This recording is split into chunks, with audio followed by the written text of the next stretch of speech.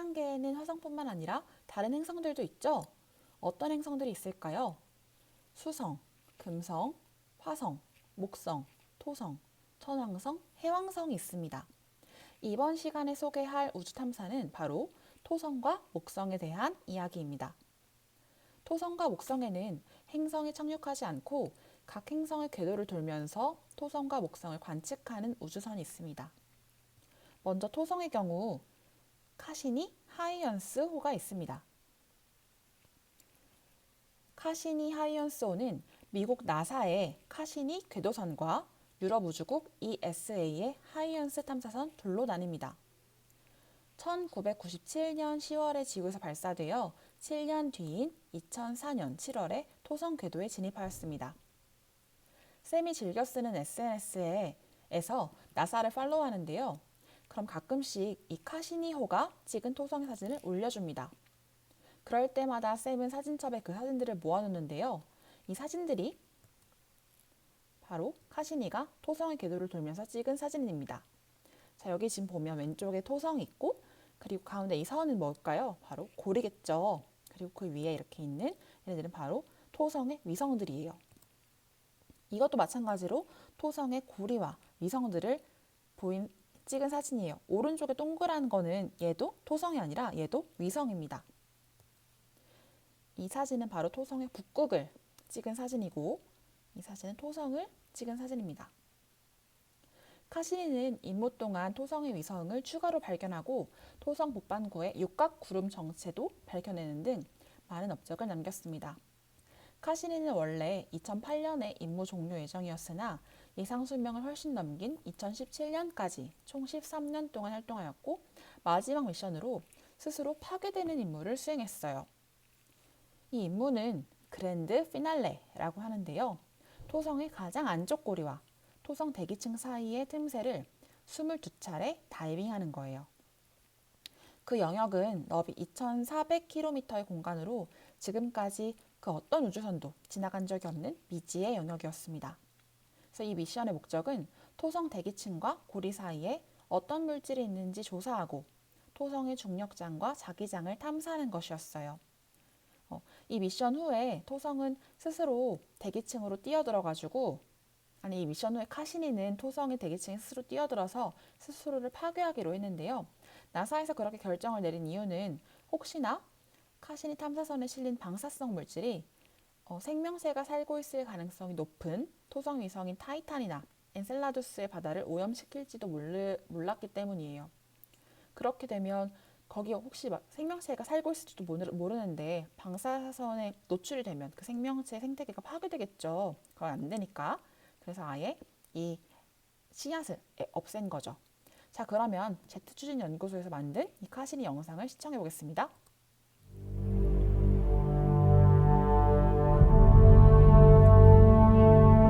A lone explorer. On a mission to reveal the grandeur of Saturn, its rings and moons.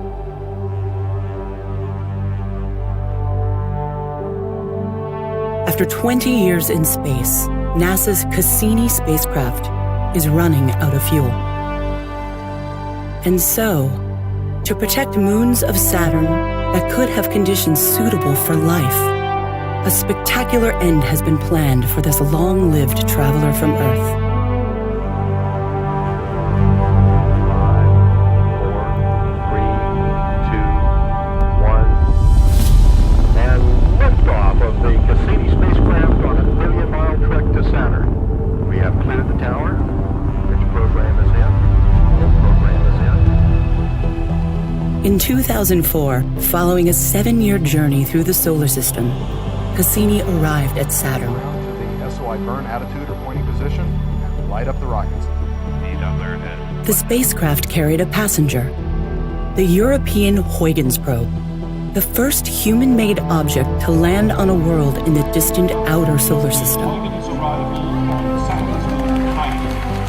For over a decade, Cassini has shared the wonders of Saturn and its family of icy moons, taking us to astounding worlds where methane rivers run to a methane sea, where jets of ice and gas are blasting material into space from a liquid water ocean that might harbor the ingredients for life.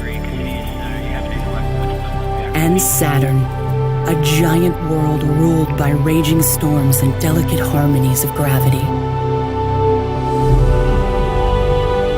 Now, Cassini has one last daring assignment.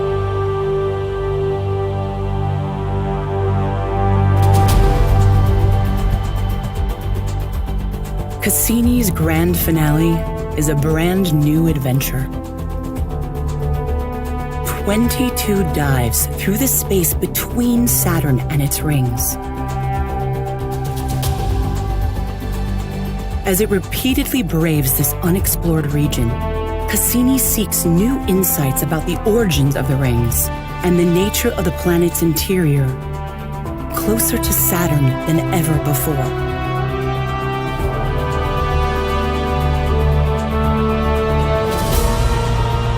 On the final orbit, Cassini will plunge into Saturn, fighting to keep its antenna pointed at Earth as it transmits its farewell. In the skies of Saturn, the journey ends, as Cassini becomes part of the planet itself.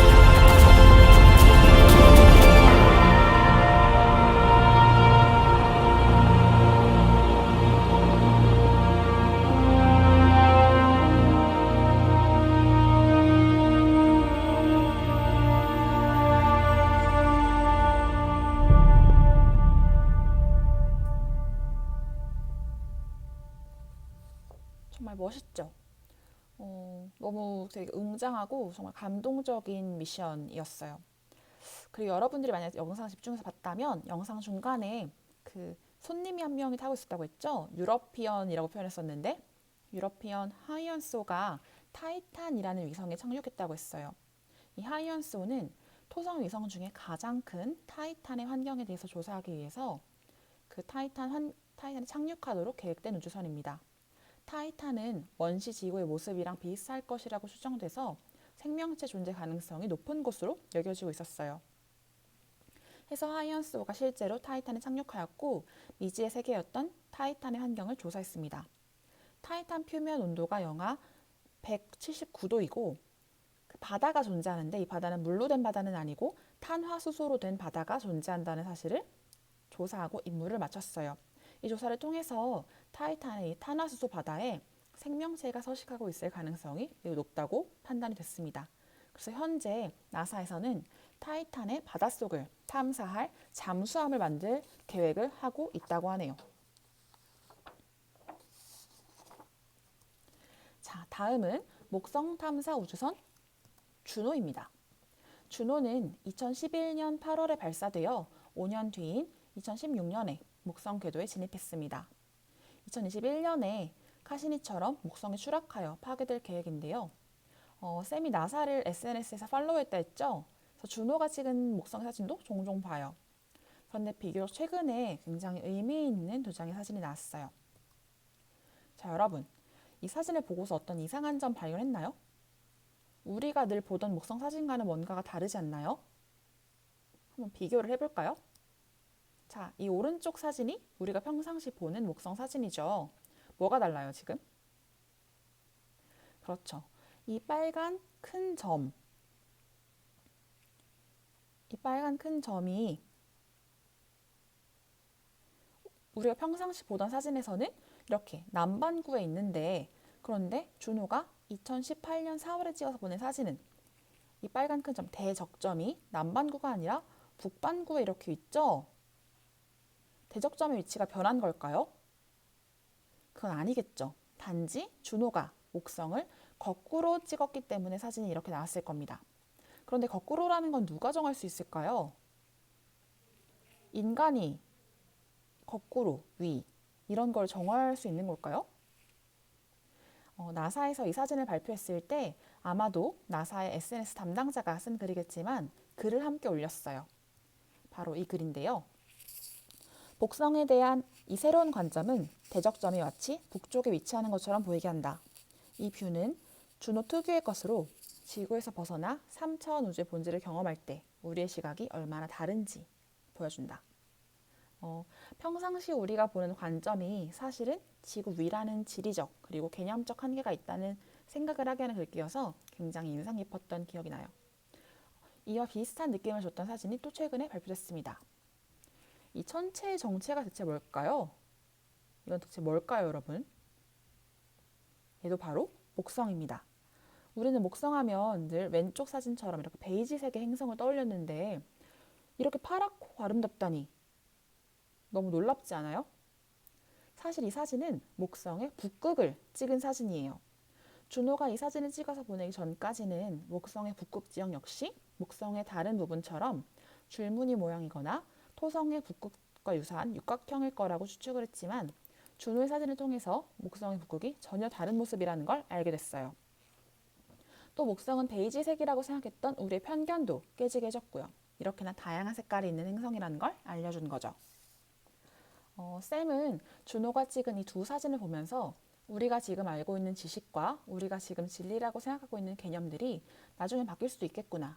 지식과 개념은 변하는 것이고 지금 알고 있는 것을 맹신하면 안 되겠구나 라고 생각했습니다. 자, 그럼 이제 목성과 토성까지 가봤으니까 더 멀리 가볼게요. 바로 성간 우주 탐사선인 보이저호에 대해 알아봅시다. 나사는 태양계 밖의 우주를 탐사하고자 보이저 프로젝트를 실시했어요. 바로 보이저 1호, 2호를 만들어서 우주로 쏘아 올린 건데요. 보이저 2호의 경우에는 태양계 밖으로 나가기 전에 최초로 천왕성과 하향성에까지 접근해서 정보를 얻었다고 합니다. 여러분 인터스텔라라는 영화 봤나요? 쌤이 참 좋아하는 영화인데요. 이 인터스텔라라는 말은 성간 우주라는 뜻이에요. 즉 성간 우주가 뭔 뜻이냐면 하나의 별로부터, 즉 우리는 태양이 되겠죠. 태양으로부터의 영향을 전혀 받지 않는 외딴 공간이라는 거예요. 보이저 1호는 2012년에 인류가 만든 물체로는 최초로 성간 우주에 진입해서 역사상 그 누구보다도 그 어떤 것보다도 더 멀리 위치하게 됐습니다. 그리고 최근에 보이저 2호도 이 성간 우주에 도달했다는 나사의 발표가 있었는데요. 보이저 2호가 성간 우주로 진입하면서 태양계 끝을 관측하여 지구로 정보를 전송했는데 그 내용은 뉴스 영상을 통해서 확인해 볼까요? 네, 40년 넘게 우주를 비행해온 미 우주 탐사선 보이저 2호가 태양계를 넘어서면서 보내온 자료가 처음 공개됐습니다. 이종수 기자입니다. 1977년 8월에 발사된 미 우주 탐사선 보이저 2호. 목성, 천왕성 등 태양계 행성들을 지나 40년 넘게 비행한 끝에 지난해 11월 태양계 너머 성간 우주 인터스텔라에 진입했습니다.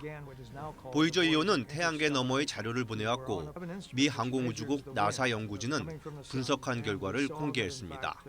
Spacecraft to transmit the data back, and that's now what Voyager 2 is starting to do in 2018. 나사는 태양이 뿜어내는 전기 입자로 생성된 태양권이 성간 우주와 맞닿아 있는 곳을 태양권 계면 헬리포즈로 부르며 보이저 2호가 관측한 태양계 끝은 좁은 타원형으로 뭉툭한 탄환과 같은 모습이라고 묘사했습니다. 나사는 또 보이저 2호가 태양계를 넘어선 정확한 날짜가 2018년 11월 5일이란 것도 데이터 분석 결과 확인됐다고 밝혔습니다. 보이저 2호는 현재 지구에서 182억 킬로미터 떨어진 곳을 비행 중입니다. 빛의 속도라고 해도 16시간 반이 걸리는 먼 곳입니다.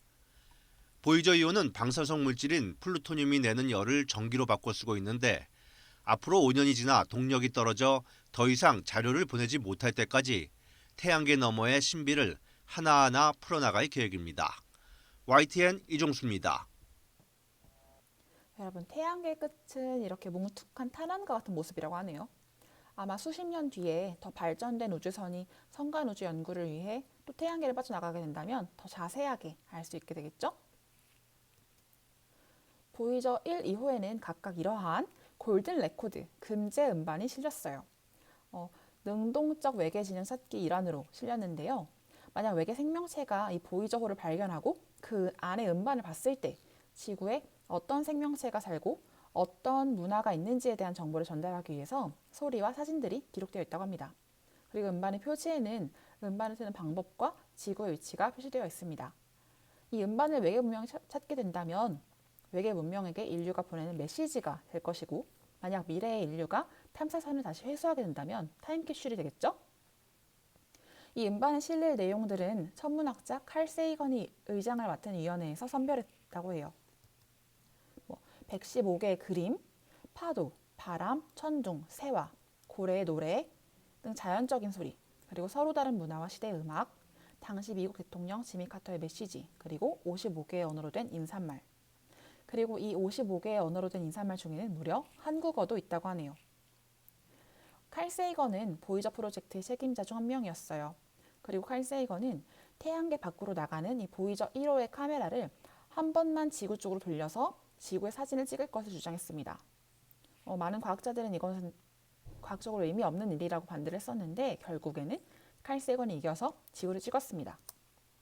바로 이 사진이 그 사진이에요. 아주 유명한 창백한 푸른 점 사진이죠. 페일 블루 닷. 바로 이 페일 블루 닷, 창백한 푸른 점이 지구예요. 보이저 1호가 지구로부터 60억 킬로미터 떨어져 있을 때 찍은 사진이었어요. 여러분, 60억 킬로미터가 얼마나 먼지 상상이 되나요? 빛의 속도가 30만 킬로미터 퍼 세크니까 빛의 속도로 60억 킬로를 가려면 약 5시간 반 정도 걸리는 거리예요. 빛의 속도로도 5시간 반이나 가야지 도착할 수 있는 거리에서 지구를 찍은 거죠. 칼 세이건은 이 사진을 찍은 이유에 대해서 지구는 광활한 우주에 떠있는 보잘것없는 존재에 불과함을 사람들에게 알려주고 싶었다라고 그 의도를 밝혔습니다. 사실 쌤도 대학교 때 천문학을 공부하면서 이 우주가 정말 얼마나 강대한가, 그리고 시간이라는 것은 얼마나 긴가에 대해 생각하며 몸서리가 쳐질 때가 있었어요. 그리고 동시에 이 작은 행성인 지구에 100년도 못 사는 우리 인간들이 얼마나 작고 또 작은 존재들인지 역시 생각했었습니다. 하지만 동시에 굉장히 놀라운 것 같아요. 이 넓고 넓은 우주에서 이 하나의 픽셀에 겨우 들어오는 이 행성에 수없이 긴 시간 중에서 하필 이 시대에 우리가 이렇게 살고 서로 만나고 관계를 맺는 것이요. 칼 세이건이 쓴 책 코스모스에는 이런 글귀가 있습니다. 광막한 공간과 영겁의 시간 속에서 행성 하나와 찰나의 순간을 N과 공유할 수 있었음은 나에게는 커다란 기쁨이었다. 저도 이 마음을 깊게 새기며 내 주위의 소중한 사람들과의 시간을 좀 정말 소중히 여겨야겠다고 생각했어요. 부디 여러분들도 그랬으면 좋겠네요. 이 우주 탐사의 역사를 살펴보는 시간이 여러분들에게 의미 있는 시간이었길 바랍니다. 다음 시간에는 우주와 기상에 대한 재미난 어플과 웹사이트를 소개하고 여러분들이 실제로 실습해보는 활동을 할 거예요. 재밌겠죠?